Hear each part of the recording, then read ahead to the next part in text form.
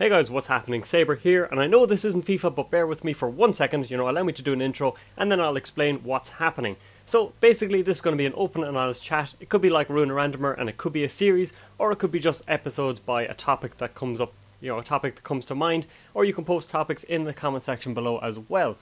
Now, I really want audience engagement over this whole thing. I'd like you to post comments with your own thoughts, because otherwise it's just a one-way street, and that isn't, interesting for anyone involved, really. So, what I like to do when people are rambling on and on and on, like I might do, is start writing a comment below, and do it throughout the whole video, and then when the video is done, or when your train of thought is done, then post it, and we'll see what happens. I'm also going to try and make it a bit more carefree, I'm not going to go as tight on the audio editing and things like that, so there might be a couple of mistakes. It's not my usual style, but we'll see how it works, we'll see if you enjoy it. And today I want to talk about being a pro YouTuber. This is something that Rayman HD tweeted about, saying that it would be a dream job and all that kind of stuff, and I wanted to talk about some of the pros and cons that it could have, and I'd also like to hear from you, what do you think of the benefits, what do you think of the drawbacks, and would you do it? So I'll initially start with some of the potential drawbacks that I see, because it's very easy to get blinded by the idea of six-figure salaries and doing everything that you love and traveling the world and all that kind of stuff, but at the same time I'll try not to be too negative about the whole thing. So the first thing I want to talk about, and this ties into why FIFA 13 isn't here, and it's because I'm not loving it this year. I enjoy it as a game, I will say that. I do think FIFA 13 is a better game than it has been in the past. I mean other FIFAs obviously. But playing online is driving me nuts, and unfortunately that's the kind of series that I committed to initially. I should have just gone career mode, which I did start but I haven't followed through on, but instead I decided, Road to Glories and Rise of the Champions, they're the way to go. But yeah, the online play is just driving me ballistic, because every game is just the long through ball. It's like playing Ireland, in the 90s, and even today actually, where it's just constant barrages of these over-the-top through balls, and it's not even into space, it's these Hail Mary ones that people are trying just over and over again, and it kind of drives me nuts, I have to say, to play it too much.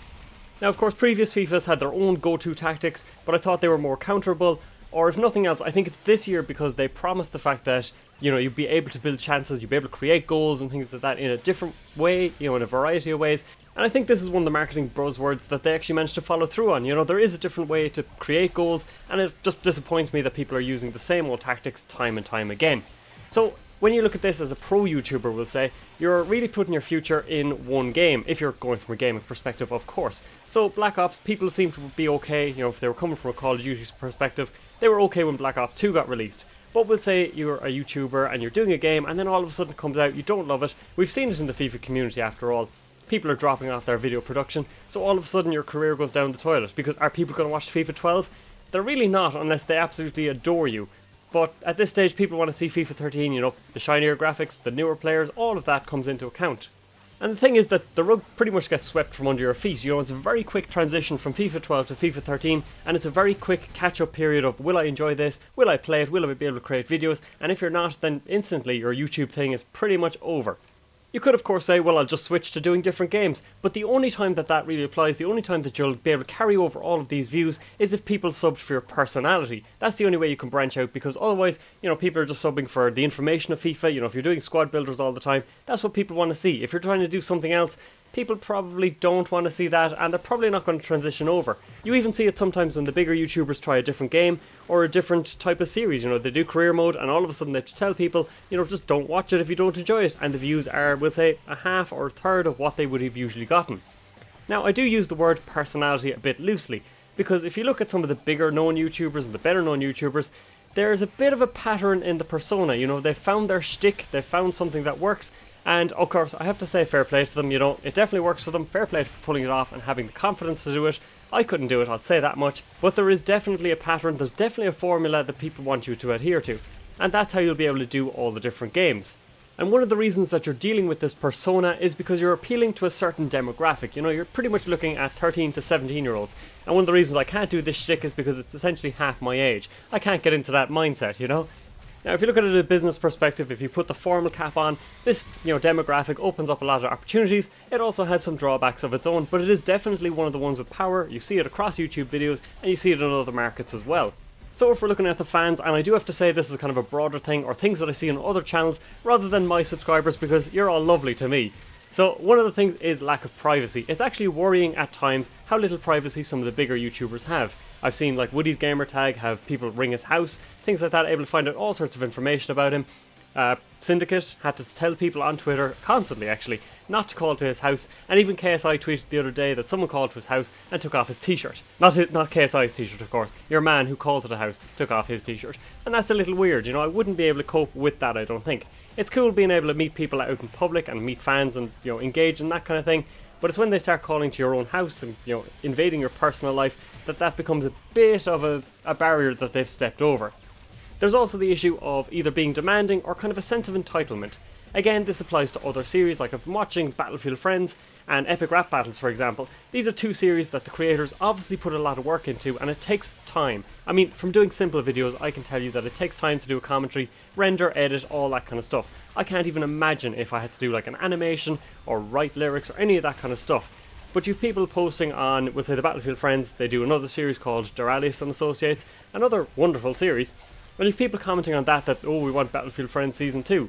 Yes, of course we want Battlefield Friends Season 2, but if you give the creators time to work on these things, then they can produce something bigger, better, and what they want to do. This other series is excellent as well. If you don't like it, don't watch it. But it's something to tide other fans over, or it's just an animation in its own right. After all, there's only so many jokes I'm sure you can make about Battlefield, and it takes time, as I say. You want to produce a good season, and they want to get ahead of themselves, they want to get ahead of the curve, and therefore it takes them a bit of time. One of the issues with YouTube in general, this applies to kind of all age groups, is the attention span, the fact that you're competing with just so much content, and therefore people are probably less willing to stick with you. KSI, for example, had his episode of Race to Division 1 where people didn't quite enjoy it. Some people unsubbed after one episode, which was just plain simply ridiculous. Other people were kind of saying, I didn't like this, I'll still watch, but just saying. And it's even that kind of implied threat that if you do another one, they won't be watching anymore. And even friends of mine, you know, we watch Epic Mealtime, and a couple of them watched maybe one or two episodes they didn't quite like, and they just got distracted and kind of stopped watching.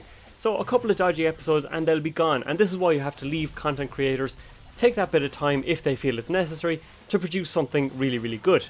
And then of course one thing that affects us all, you know, YouTubers great and small, is the YouTube issues, anything that they want to change, you know, anything that takes their fancy, they suddenly decide, that's not shiny enough, we're going to make this shinier, we're not going to look at sub boxes, for example. We've all had those videos we've put out that get maybe, you know, 5 views when we're expecting significantly more. I even saw some of the Call of Duty big names like Woody's gamertag and things like that were being really affected by sub-box issues a while back. Big FIFA ones, of course, are always tweeting about it as well, and that's something that all of a sudden, instead of being an inconvenience, is something that's affecting your lifeblood, is affecting the amount of revenue you can make from it. And then of course YouTube randomly unsubs people from time to time. So there you go. The final thing about YouTube is that it is kind of a finite career. You know, you need an exit strategy at the end of the day. I mean, how long do you think you can get a YouTube career out of? Even if the game is perfect throughout, even if all the different iterations are great throughout, you still have to have something to put on your CV, you still have to show that you're upskilling, and all the YouTubers seem to know. Even Mr. YouTube himself, Ray William Johnson, seems to be putting exit strategies in place. You know, he's trying to be an actor, trying to be a bit more comedy focused, do TV series or whatever, and he's also doing the music side of things as well. He's even said recently that sometimes doing the videos, the viral videos which have made him so popular, it kind of gets to him. So, you know, how long can it all last? But rather than being negative, and I know I've kind of droned on about the bad things, or the bad side of things for quite a while, but there are definite positives. I mean, the first and most obvious one is that you can get finally paid to do something that you love. This is the ideal for everyone. Everyone wants to have that career that they really enjoy doing. It's something fun, it's something that other people look at and go, wow, you're so lucky, and all this kind of stuff. And that is a very, very obvious plus. Now, secondly, you can develop skills, definitely. I mean, my commentary has come on a long way. You may not believe that, but it has come a long way since I started.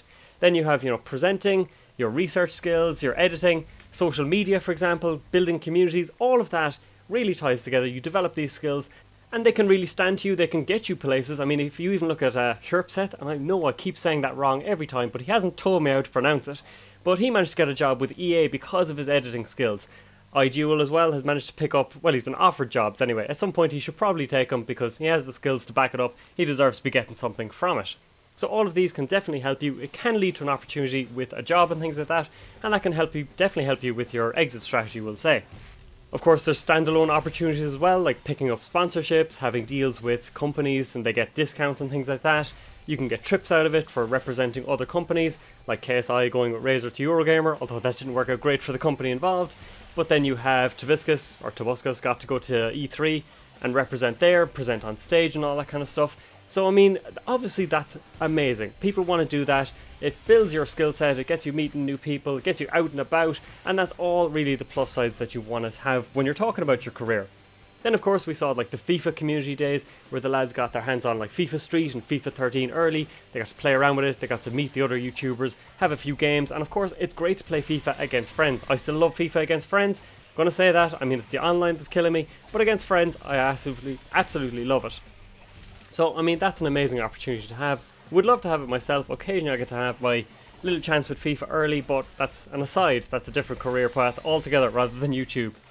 Then of course, as I say, friendship is a big part of it. You do build these friendships because you have something in common straight away. You can talk about YouTube, you can rant about things, you can talk about video ideas.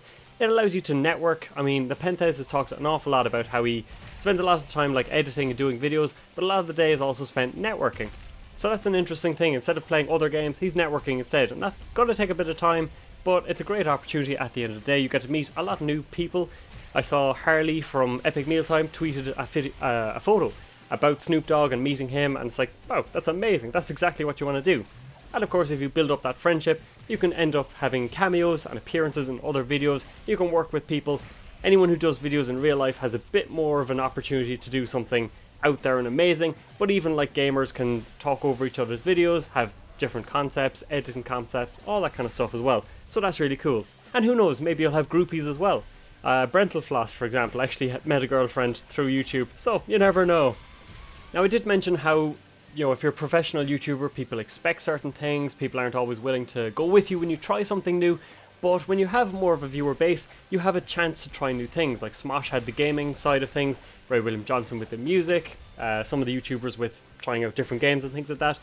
All of your viewer base may not come with you, but if you can still make a decent living off it, or if you can still rack up decent numbers, then you're still doing grand, you're still coming out on top, and you have that chance as well. If people like your personality, or if people like you, you know, they'll stick with you. A lot of them will give you the chance to try out these new things, spread your wings and things like that. It may not always work with each and every viewer, but at least you'll have that base to work from, rather than going from maybe 100 viewers per video to releasing something new like this and ending up with 5 viewers, we'll say. I have to say, one of the things that I would love to be is an influencer, and it's not in kind of a negatory cult following session or whatever like that, but like KSI, when he tweets a music video that he likes, people flood to it, and hopefully that artist gets a bit of recognition, they can build up their fan base and things like that.